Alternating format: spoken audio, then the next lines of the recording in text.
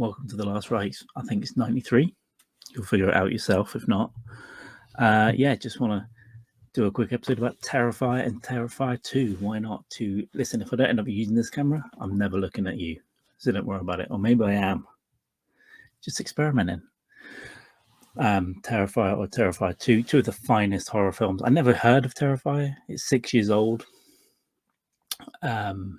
Missed it, but when Terrifier 2 came out, I saw one of the actresses, Lauren Lavera, share it, and loads of people interacting.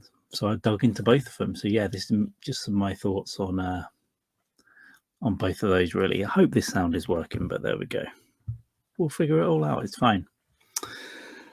So yeah, the first film. I mean, I think it was just a few $1,000s. I haven't got the exact amount in front of me. Somewhere between $3,500 and $5,000, I think, for that first one. Might be totally wrong. But it's good. It is good, right? So it starts with, okay, we've got almost like a standard horror setup. We've got two girls in a car. One's really drunk. They're kind of bumping into this weird clown guy. Girls get separated, all that kind of stuff. So it's kind of, classic horror stock, I think. But I think just the way that Art the clown, the villain, I guess, acts is pretty good. Very pantomime-y, doesn't talk, very expressive. I mean, the acting is superb. I'll get the actor's name in just a second as well. It's something I should have had written down here, and I feel terrible. So let's look it up now.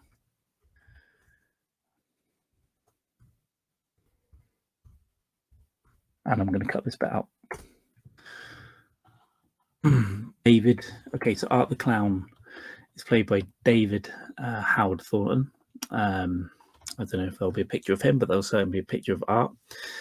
And the director, Damien Leone, said he wanted to make it. Obviously, you've got the clown part, but he's also wanted to get kind of witch-like features that were automatically kind of designed to go, ugh, it's a bit weird. I think it's got more of like a witch's nose and a very pointed chin, and the cheeks are kind of made up to look kind of gaunt, zombie teeth. So it's a mixture of all these things, and classic horror normally plays on what's wired into us, right? We're scared of sharp things, Freddy Krueger, sharp teeth, from the alien designs, even that kind of thing. Already losing the voice, but it's okay. That's good. I've got coffee and other things here. No drugs. Everything's fine. The girls get separated at the beginning of this film, right? And it just gets kind of creepier.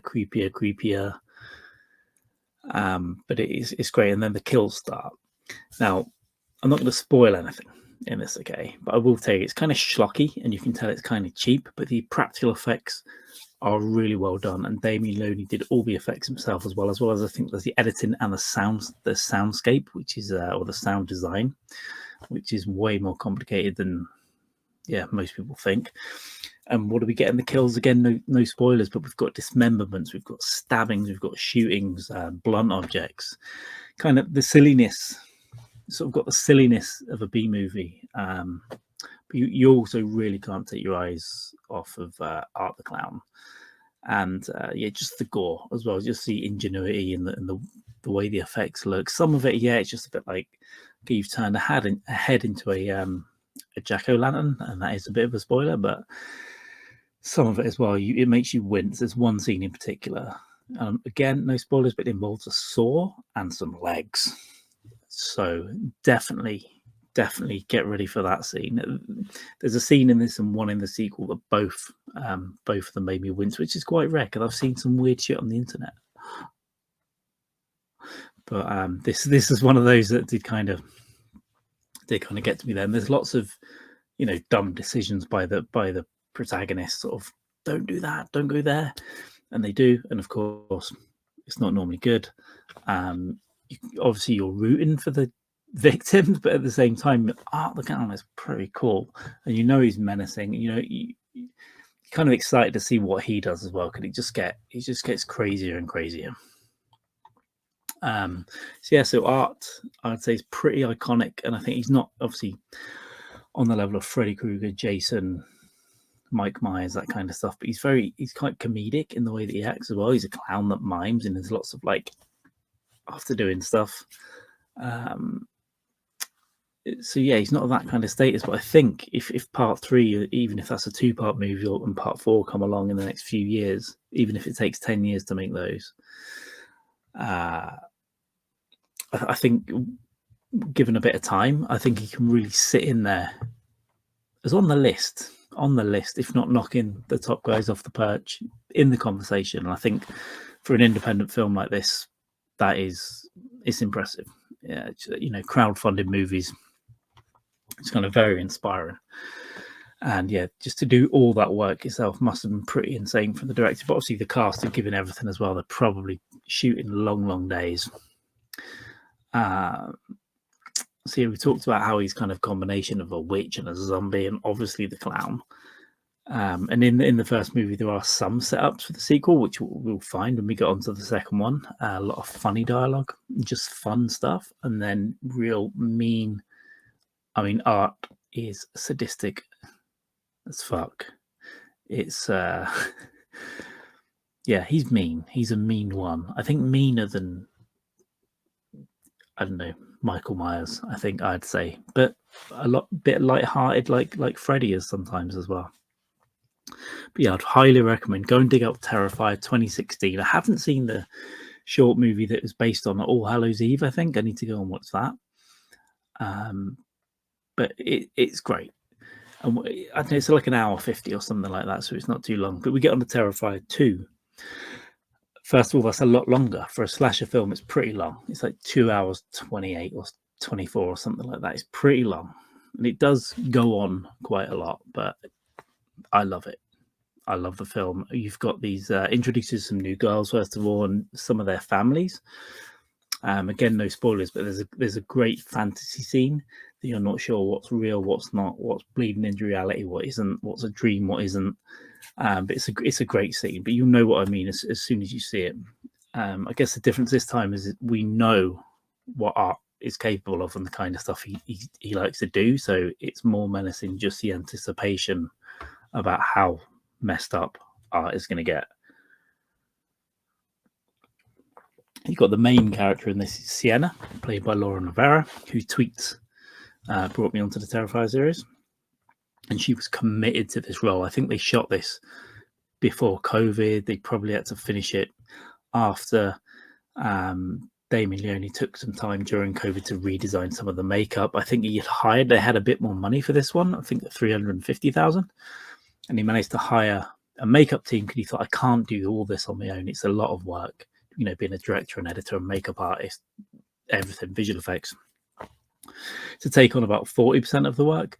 And it turns out weeks before shooting, they couldn't agree on the budget and the makeup team pulled out. So he had to then do it all himself. But luckily, they were shooting some stuff and it wasn't looking right. But when COVID hit, he had time to go back to the drawing board and really get some of the stuff looking good. There's the scene in the second one, again, no spoilers, but it's in a bedroom and there's an arm break and various mutilations to head and face.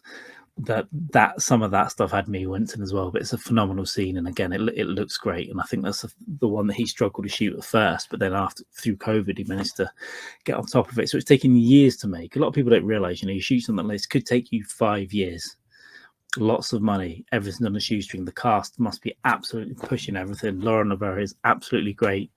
Elliot, someone plays the brother. Forgive me for not having the names together, but the cast is great, and there's some, there's a child in it essentially, and Art is pretty mean to the child at times. Again, no spoilers, but we learn a little bit more about possible connections between Art and some of his victims in this one, whereas the first movie is much more of a straightforward slasher, I guess, with hints of weird stuff going on. And we also take a bit of a foot into the paranormal, which I like. I like it. And building some kind of mythology about Art and why he's like what he is, what he might be, what might be driving him. But it is hinted. It's not spelled out. And I hope that apparently the All Hallows Eve prequel, I guess, or short film explains some more about what he can do. But I think we'll see much more in part 3. I hope so. And I think this mythology, and Damien only said he's got a plan, and that's always nice to hear. It's not lost at season 3. He's got a plan where he knows it's going, and if she pulls this off, I think the quadrilogy or whatever it ends up being, he's already said part 3 might be 2 movies, whatever it ends up being, I think it could be something really, a real good story there in horror, which is great to have. And the budget, so it's made 10 million at the box office. I believe maybe it's 12 now, maybe it's higher, off of a few $100,000. So hopefully the cast are getting stuff off the back end. I'm sure that's going to work like that.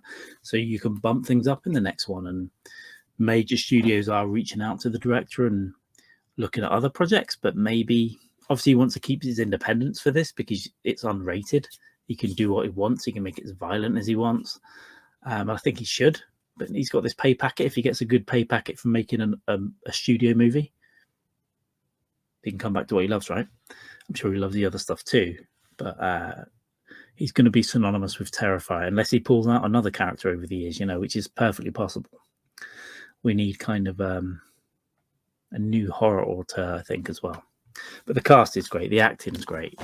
You can see how they really pushed themselves, even down to the costume that Sienna wears. I think that costume department couldn't always be there, so they were fixing it with tape all the time. And again, things are probably digging into her and uncomfortable. And some of these scenes take a day to shoot just on one little wound because of all the practical effects. So the amount of time goes into making these things and the effort that goes into making these movies, I mean, it's impressive, and it really does show on screen. But yeah, the paranormal and the mythology stuff he's building, again, no spoilers, but he does seem to be able to take a lot of damage and more as well. But you will get that from the final scenes in part 1 and coming into the early scenes with him in part 2. It kind of bridges through there.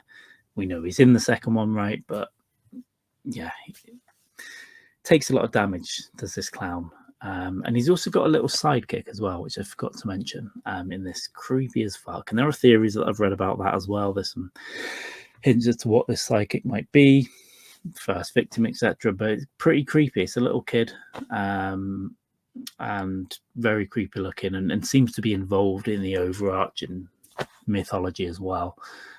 There's a couple of things that do link the 2 movies as well in terms of a prior victim, and what happens to her in her life, and how that again connects to some of the more woo elements of these movies. But overall, I'll say go watch Terrifier 2016, go watch Terrifier 2 from 2022, and yeah, check out some of the interviews with Damien Leone. There's a great one with Sam Roberts, I think, but there's you'll find the cast interviews as well are really good to see what they went through and their experiences of shooting the movie, and I guess becoming horror famous now, which is good. But it's really made me excited about horror again. It used to be a genre that I was really into. I went off for a while, I came back, and I'm in and out of it. There's a few things I need to see, like Barbarian, but Terrifier, I'm obsessed with Art the Clown. I think he's fucking great. The world is great that they're building, and just go and have fun with it. But it's gory as fuck.